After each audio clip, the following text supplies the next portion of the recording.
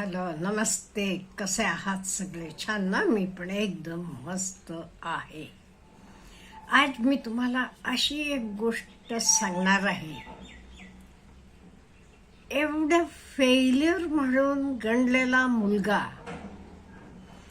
आजी एक मोठा उद्योगपती म्हणा. कसं झाला? काही दंगा न करता, आवाज न करता, शांतपणानं आज त्यांना आपले सिनेमा सृष्टीतले सगळे खान असतील, सगळे कपूर असतील, सगळ्यांना मागे टाकून आपण स्वतः एक नंबरवर गेलेला आहे. म्हणजे मला काय सांगायचं आहे,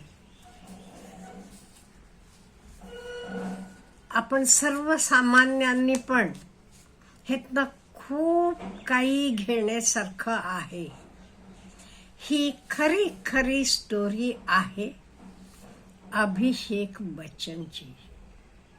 आता अभिषेक बच्चन म्हटलं की आपण म्हणतो काय, बडे बाप का बेटा, अमिताभ बच्चनचा मुलगा म्हणून. पण नाहीये. त्याची तुम्ही कंप्लीट स्टोरी ऐकल्यावर तुम्हाला वाटेल, त्याच्याकडे बघण्याचं आपलं दृष्टिकोन सुद्धा बदलून जाईल.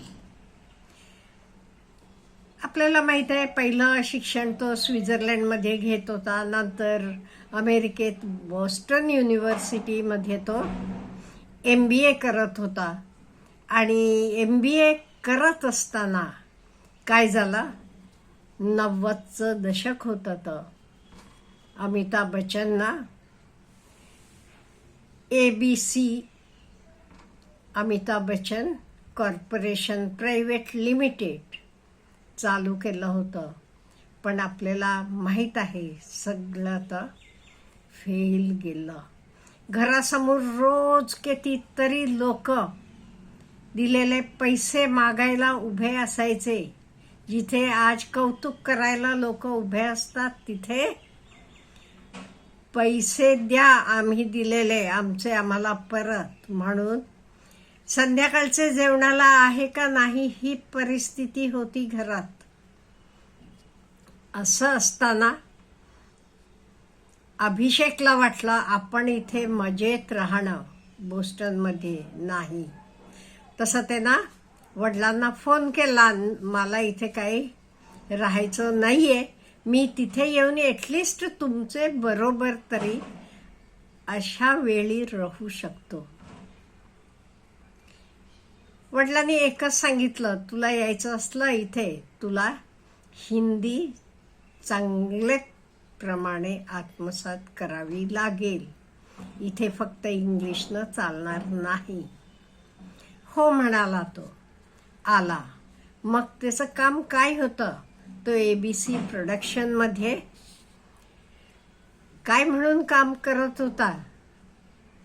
तो तिथे एक प्रोडक्शन बॉय म्हणू आपण, कामगार असं काम करत होता. ह्याच्याशिवाय हर्षद वारसीचे गाडीला तो ड्रायव्हर म्हणून पण काम केला. विचार करा, ह्या गोष्टी आपल्याला बरेच लोकांना माहीत नाही. आपण फक्त शायनिंग पार्ट बघतो. त्यांचे मागे काय अप्स अँड डाऊन्स असतात, किती त्यांच्या परिस्थिती कठीण असतात, हे आपल्याला माहीत नसते. का म्हणजे आपण फक्त शायनिंग एवढं बघतोय. तिथे ड्रायव्हर म्हणून काम केला, पडेल ती कामं करायचा. हे सगळं करत असताना त्याला अजय देवगण भेटला. त्यांच्या ह्याच्यातला कुठला तरी सिनेमा करताना त्यानं म्हणाला, नाही तू हिरो होऊ शकशील, तू काय काय त्यातनं तुला करायला पाहिजे, हे तर सगळं त्यानं त्याला गाईड केला. ह्याच्यानंतर मला वाटते 2000 साली त्याचं रेफ्युजी सिनेमा आला, ते तो लॉन्च झाला करीना कपूर समोर. पण फार काही ते सिनेमे नाही, त्याला काही यश मिळवून दिलं नाही. त्याचे नंतर युवा, ढाई अक्षर, प्रेम के, हे सगळे सिनेमानी थोडं थोडं त्याला यश मिळवत गेला. हे सगळं करत असताना तो नुसतं बसलेला होता का? नाही, तो आपली गुंतवणूक करत होता. 10 वर्षापूर्वी त्यानं 7 कोटींना घेतलेले जागेची आज किंमत झाली आहे 200 कोटी रुपये, 200 crores.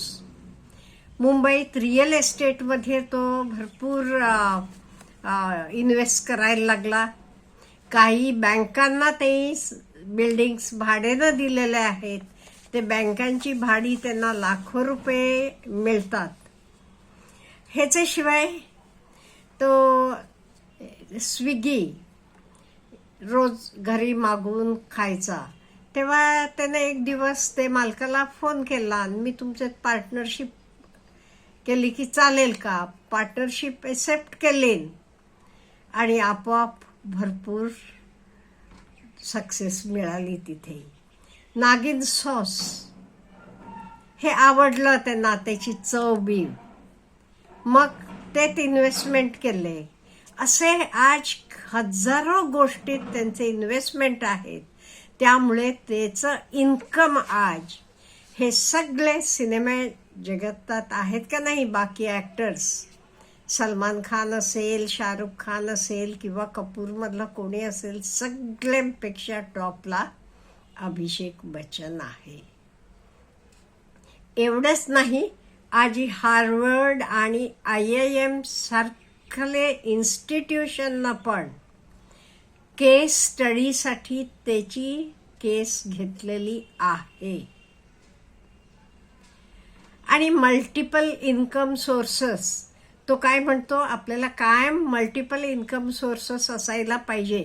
म्हणजे सिनेमा फ्लॉप झाला काही काळजी वाटत नाहीये. फक्त एकावरच आपण अवलंबून असलो की काय होते. हे बघा, हे पण आपण घेण्यासारखं आहे त्याच्याकडनं. एवढंच नाही, 2014 मध्ये प्रो कबड्डी, कबड्डीकडे कोणी बघत नव्हतं. क्रिकेट म्हणजे क्रिकेटकडे सगळे असायचे. तेव्हा त्यांना जयपूर पिंक पॅन्थर्स हे पैसे इन्व्हेस्ट केले आणि आपल्याला माहीत आहे पाठोपाठ ते जिंकले. आणि त्याचं इन्व्हेस्टमेंटला खूप मोठा, फक्त पैसाच नव्हे, मान सन्मान आणि आपले खेळाला पण खूप काही मिळून गेलं. ते आपण अभिषेककडनं काय काय गुण घ्यायचे. पहिला, शांत राहून आपलं काम करत राहायचं. कोणी ट्रोल केले त्याला काय काय ऐकावं लागलं. एवढे मोठे बापाचं पोरग म्हटल्यावर काही लोक लगेच कंपेअर करणार की, लगेच कंपॅरिझन होणार. तरी तो त्याला काही घाबरला नाही, शांतपणे राहिला, काही बोलला नाही, रागराग केला नाही. आपली फॅमिली फर्स्ट म्हणून आपले फॅमिलीकडे तो लक्ष दिला. आणि त्याच्याशिवाय मध्यंतरी नवरा बायकोचं काहीतरी, म्हणजे सासू सुनेचं वगैरे घरात झालं, नणंद आली, काही झालं तरी त्यानं स्वतः पुढाकार घेऊन ऐश्वर्याशी बोलून तर सगळं पॅचअप केला. हे बघा, कोणतरी एकाना पुढाकार घ्यायलाच लागते की, त्याच्याशिवाय होणार आहे का. आणि त्याचा वे ऑफ लिव्हिंग म्हणजे मोठ्यांना मान द्यायचा. मध्ये आपण एकदा सर्वांनी बघितलं, बसला होता कोण सिनियर ॲक्टर, त्यांचे पायाचे बुटाचं लेस सुटला म्हणताना अभिषेकनं तर लेस बांधलं. बघा किती डाऊन टू अर्थ आहे. त्यामुळे त्याचे गुण खूप घेण्यासारखे आहेत. आणि इन्व्हेस्टमेंट इन मल्टिपल सोर्सेस. आणि काही झाला, आता त्यालाही लोकांनी खूप ट्रोल केलं, त्याचे सिनेमा पडले, काही चालत नव्हते. आणि ते एवढे मोठे, वडिलांचा मुलगा म्हटल्यावर आपोआप कंपॅरिझन होते. तरी तो शांतपणानं राहिला आणि आपले निर्णय व्यवस्थित स्टेप बाय स्टेप घेत गेला. त्यामुळे हे सगळे गुण आपण अभिषेककडनं घेण्यासारखे आहेत. प्रत्येकानं जे काही आपली परिस्थिती आज असू देत, कोणी काही म्हणू देत, लक्ष देऊ नका. हेतना आपण वर कसं सरकायचं, आपले काय एम असेल, ॲम्बिशन असेल, गोल असतील, आणि अगदी शांत बसून काही आवाज न करता, आणि कुठलंही काम कमीचं कुठलं काम मोठं काही नाही. आता बघा की हर्षद वारसीचा ड्रायव्हर म्हणून पण कोण, अमिताभचा मुलगा काम केला ते ना. त्यामुळे कुठलंही काम वेळ पडली की मोठं किंवा लहान नाहीये, आणि वेळ निघून जाते, वेळ बदलते. हे सर्व गुण आपण अभिषेककडनं घ्यायला पाहिजे. आपल्याला काय म्हणायचं आहे? Have a good day.